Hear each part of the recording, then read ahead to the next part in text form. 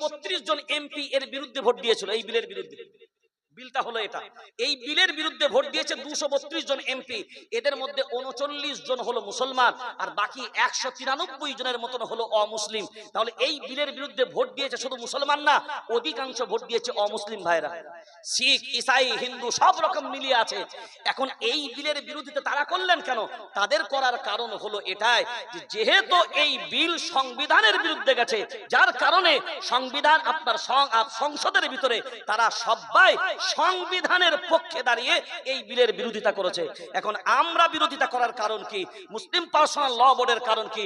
মুসলিম personal ল board সারা ভারতবর্ষে জুড়ে এই তাহরিক, এই আন্দোলন চালিয়ে যাচ্ছে যে হার হালতে অতদিন পর্যন্ত আমরা আন্দোলন চালাবো, অতদিন পর্যন্ত আমাদের লড়াই চলবে, যতদিন পর্যন্ত এই বিল সরকার যতক্ষণ পর্যন্ত প্রত্যাহার না করবে, তুলে না নিবে, ফিরিয়ে না নিবে, ততদিন পর্যন্ত এই আন্দোলন মুসলিম পার্সোনাল ল বোর্ডের চলবে। আল্লাহর ইহসান, রাজ্যে রাজ্যে, বিভিন্ন রাজ্যে, আমাদের রাজ্যেতেও বিভিন্ন রকমের কর্মসূচি গ্রহণ করে মুসলিম পার্সোনাল ল বোর্ড একের পর এক এর বিরোধ, এর আন্দোলন করা শুরু করেছে। আল্লাহর ইহসান, আপনারা জানেন একটা জিনিস আপনাকে বুঝে নিতে হবে, সুপ্রিম কোর্টের অর্ডার না হওয়ার আগে এই আইন লাগু হয় কি করে?